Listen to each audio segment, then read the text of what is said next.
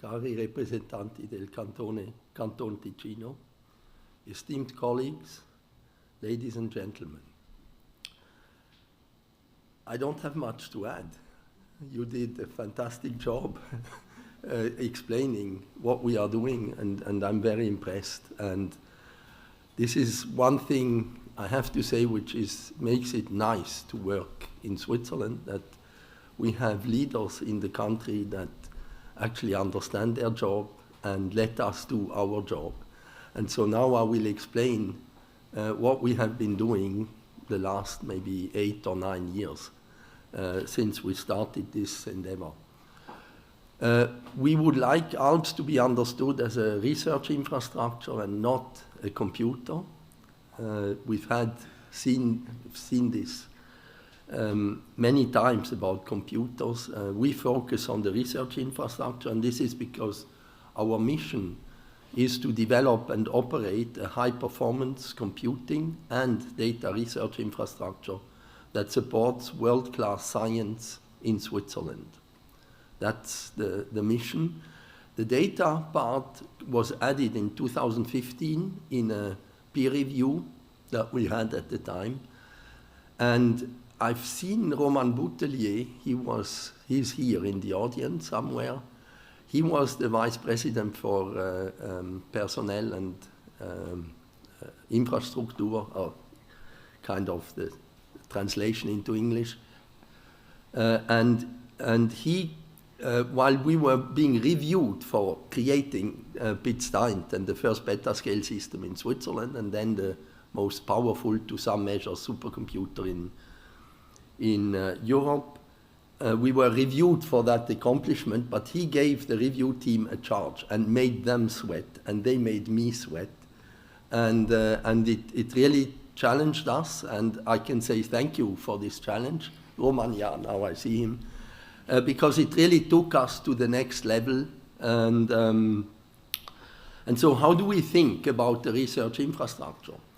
So in science, it is always best to start from where the observations or the measurements are made. And so we have, and I'm just giving an overview, we have the Large Hadron Collider in Geneva. We have the Paul Scherrer Institute in Villingen, Canton Aargau. And then we have Meteo Suisse as one of our important stakeholders, representing a lot of measurements. I will come back to this. But then we also have infrastructures outside of Switzerland. So science, after all, is a cultural endeavor of the world, or humanity, not just of one nation. And Martin Vetterli, I remember at an ETH talk at some point said, there is no Swiss science, there is Swiss participation in science. I hope I quoted you the right way, Martin. And no, this is a very important thing. I put these radio telescope and the Cherenkov telescope on the side. I'm pretty sure the data come in through the links in Geneva, wherever they come from the world. And of course, it is essential in Switzerland that we have probably one of the strongest, best networks to connect all these things, the switch network. And so you can see Switzerland and this research infrastructure for computing in data like an endeavor of the entire country, also from a technical and engineering point of view. Paul Scherrer Institute has 4 what we call user laboratory or open access research infrastructure: the Swiss free electron laser, the Swiss light source. SynQ is a neutron, a spallation neutron source, and whenever you have you create neutrons with spallation, you need proton accelerated, and then those can also generate muons. So we also have a muon source. And then the 5th user laboratory was created here and has been recognized as such since 2011 for supercomputing. It is also open access, consisting of 2 parts. One is the user program, that is accessible to all scientists globally through a transparent, peer-reviewed resource allocation process. And so my answer back to Neue Zürcher Zeitung, this is the part we know how to do very well. And I do not anticipate any problems. There are several representatives from this panel that was mentioned in the article today that you can meet if you have doubts. And then we also maintain this platform for advanced scientific computing. This is focused on Swiss scientists, available to Swiss scientists, and there we develop the software and the algorithms and the methodologies so that we can do science on the future technologies. And so using future technologies in simulations and data analysis has been with us since the beginning, or since when I take over the center, took over in 2008. And currently our flagship system is BitStein, and Michael, you reminded us very nicely, the University of Zurich, shortly after we deployed BitStein, 2014 made the decision to invest into this infrastructure, and that's really where we learned. That was a fundamental moment that also then took us in the direction where Alps is today. The important point to note here is that we have introduced GPUs at scale in 2013. There was a big debate at the time whether this is the right step or not. But thanks to this program PASC, we were able to move the software in the right direction, and it started more than 10 years ago. And the Swiss science community with us went in this direction, and also Meteo Suisse went in this direction. And so Meteo Suisse now is by far the most advanced weather service when it comes to application of new technologies. And I'm sure they will now help their colleagues in Europe to also make this step. So there is a leadership role that we are and have to play. And then in 2016, we were the launch customer with NVIDIA for NVIDIA's Pascal P100 processor together with Cray at the time. And that was an invaluable lesson that we learned then in practice. That was like the, comment on dit en français, l'apprentissage, or die Lehre. You have to talk about these things in practice, not in academic theory, that prepared us for what we did now with Grace Hopper. And so the successor of BitStein is now Alps. And BitStein is a mountain in the Alps, like you said, Christian, and we have more things in mind. You also said maybe we should go to the Himalayas. I was born in Kathmandu, and my parents were working up in the Himalayas. So and then I grew up in East Africa, so I climbed Mount Kenya many times. I had actually proposed to maybe go into the Himalayas, but I was told this is not a good idea for communication in Switzerland.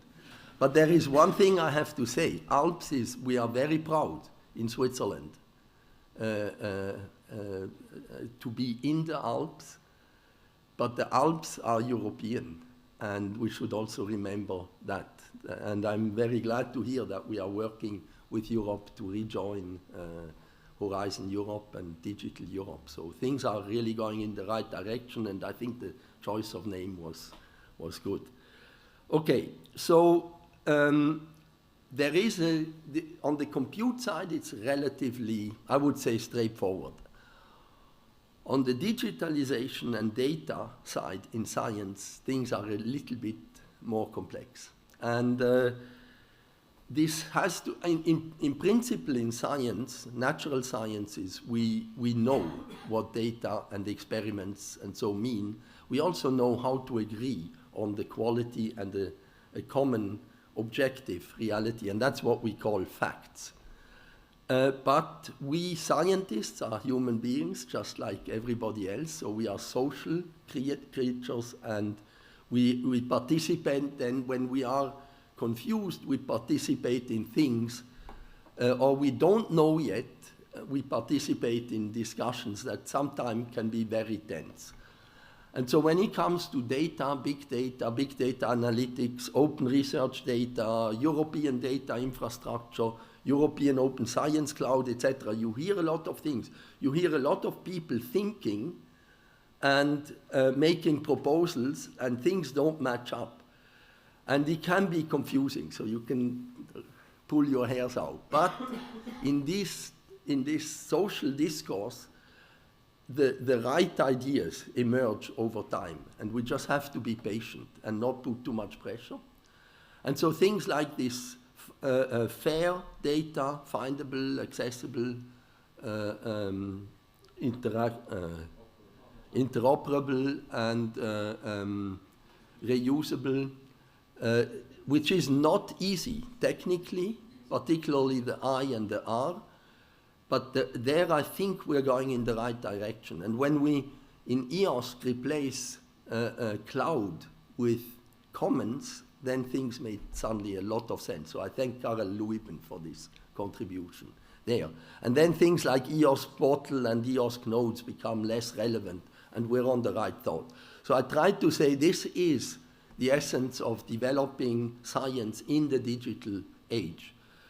Now, when you build an infrastructure and you want to be ready, you have to start earlier. And there, what was clear is if we deal with big data, we have to think about it systematically. So we have to think about velocity, volume, veracity, variety, and value of data. And this was documented already in the literature 10 years ago. And you can ask ChatGPT today, and it will still come with the same 5 points you have to worry about. The problem often, and I know Christian Rüegg, we had a lot of discussions, we often don't know how big is in the big data. But we have to prepare the infrastructure, so our strategy was to go with the most ambitious or for the most ambitious and work with the most experienced in this field. Now this is where we had a fortunate situation that, as I mentioned it before, Meteo Swiss is one of our stakeholders that we work with. And they have, of course, they operate a large network of sensors, measure stations in Switzerland. And they work with EUMETSAT and with ECMWF and the Copernicus program on the satellite information that we get from satellite that we absolutely need to do well, they need it as an initial condition for the simulations. But as we go now into the era of using AI, I think the satellite information and all these measurements that we have here become more and more important. And of course, Meteo Swiss is a member of ECMWF. ECMWF is an independent governmental organization with 18 founding members. It was founded in almost 50 years, so you have a celebration next year, colleagues from ECMWF. And it is the leading numerical weather prediction center globally. And I know in the US we talk about the European model, and that's ECMWF. And they have an incredible experience with data. So they've been running this Mars or meteorological archival retrieval system since 87. So they know key value store, object store, all this stuff long before it was invented, the object store and so. And big data long before Microsoft started using the name. Lot of experience. So they were the right partners. And so we at ETH, and this is a lot of colleagues, several, Nikki Gruber is also here representing this Exclaim project. We started an open ETH project where both the school board and many of my colleagues, including myself, invested our reserves, Forschungsreserven, and to create a project or an extreme scale computing platform for cloud resolving weather and climate modeling. The infrastructure we built is built on the ICON model that Meteoswiss now also introduced. So we work with Meteoswiss as well, and then we want to run deep convection resolving models at kilometer scale globally and regionally. And so Alps was co-designed, the computing and data infrastructure of Alps was and is being co-designed to support a platform, and in this platform and in collaboration with Meteoswiss and ECMWF. And as such, what I'm showing in this movie, and we go now to this is maybe a better representation. This is an experiment that's running as we speak, actually started to run during the acceptance of the system back in July, and probably will run to the end of the year. This is not the planet Earth as the blue marble that I think we will see later. This is a model of the Earth where the Earth just consists of water, so it's called aqua planet. And supposedly here the ICON model is running with the components that the scientists have a lot of confidence that they get the Euler equation and some of the subgrid parameterization right. And then this data will be made available for scientists to analyze, do their research, but will also be used at some later stage in the AI initiative to train a foundational model that captures the fluid dynamics of the planet, of the atmosphere of the planet Earth, based on the equations in the ICON model. Now, Alps itself has this AI capable component. We worked on this, made the plan, and then the school board of ETH approved it in December 2020. So there were again some articles that said we were just lucky to have GPUs. This is long before the frenzy on AI, okay?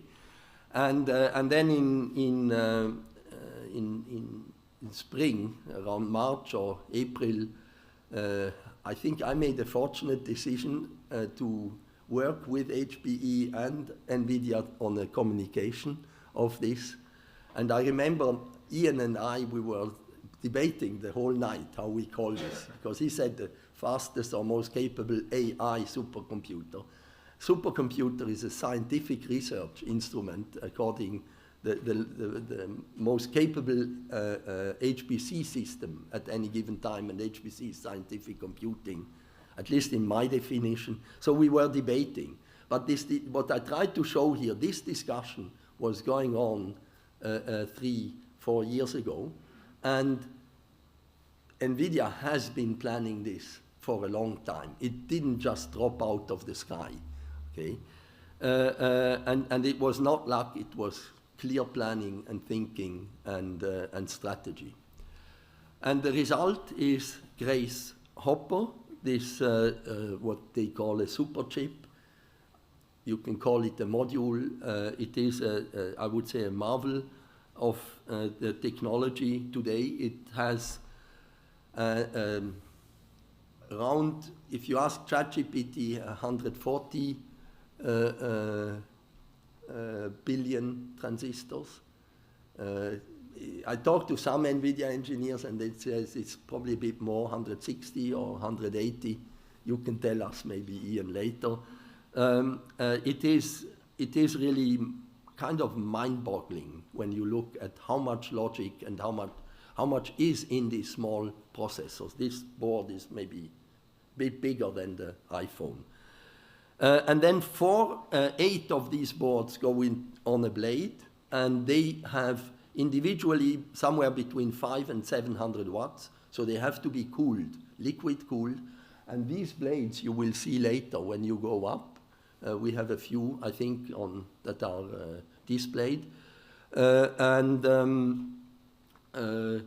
And then one of these has of the order a power envelope of about 8 kilowatts. I remember 10 years ago we had a debate, and then there was the statement that HPC is dinosaurs use too much power, but this is where we are today. What was in a rack at the time in most data infrastructures is now in one blade. You take 4 of these are a node and you put them into a network. You will see the network, just these green cables and blue cables that you see. That is the essence. And we will have 2,688, not will have, we have now 2,688, or almost 11,000 of these super chips, and we have a power envelope of about 10 megawatts. This is another discussion we always have. In the media, it's always a small city or a medium city or so. Never clear what they actually mean there. It is clear, 2 of these locomotives, Band 2000 locomotive has 6 megawatts. These trains that pull you through the Gotthard tunnel, 5 megawatts each. So if there are 2 compositions, that's about the power of Alps. That gives you a feeling of this. The innovation that comes on our side are these software-defined, versatile software-defined clusters that we can decompose the system into different regions. This is a feature of the slingshot network from HPE. And then we use that to configure the software in each of these kind of, now you can say virtual or versatile software-defined clusters. And so since June, we have Meteor Swiss running operationally on this cluster. We are pre-operational with a cluster for Paul Scherrer Institute, then the High Energy Physics Community chip, the SKA Community Radio Astronomy, and Cherenklikov Telescope Array community are also on the system with their own V clusters. BITS Dint will go on to 2, Dint and Centis. The climate part will be on Centis, where we combine simulations from Exclaim and AI, and then we work with the AI centers and the AI initiative on Clariden that will be focused on AI. We are in Lugano, where we have a capacity of about 20 megawatts. We are in Switzerland with the switch network that I showed you. Then we have a deployment for data in Paul Scherrer Institute and a small version of Alps at EPFL. And so for our high availability services, they run both in Lausanne and in Ticino, and so that is one of them is Meteor Swiss. Another thing that we are introducing is a data cube that is in Bologna, so the most valuable data set for earth science and weather is in Bologna at ECMWF. We introduce a data cube there that is going to be fed with the operational data from ECMWF, IFS, and this Mars archive. We can prepare the data there for AI and then move it through a dedicated line to Alps and do the training here, for example. So there is really value that we somehow now have to figure out how we turn it into something for the economy of Switzerland and Europe. We are part of the LUMI consortium. Their big advantage, here we talk about 20 megawatts. They have this old factory that has of the order of 200, 300 megawatts facility, and all the power capacity, the cooling capacity, etc. So our vision is, as we are going to scaling from tens of megawatts to hundreds of megawatts, and create infrastructure that we have to work together globally, that we work with the members of the LUMI consortium, where we have, in all those countries, we have capabilities to scale up by a factor 10, maybe even 100. So in Norway, it is amazing what is available there. And that said, the infrastructure may be spread. We push the envelope on the on the know-how. And the pilot systems, they will always sit here, where people are trained and we are developing the technology. I want to end here with thanking the teams at CSCS, HPE, and NVIDIA. This has been a very demanding journey. The journey is not finished yet. We need to keep climbing, keep going and developing. But it was a real pleasure to work in these collaborations. I want to thank our partners as well. PSI has been very patient with us, also the chip community. I'm still convinced we go in the right direction, and it's like when you build the LHC or a synchrotron or so, you have to suffer a lot to get it right in the end, and that's what's going on, and I thank you for your interest.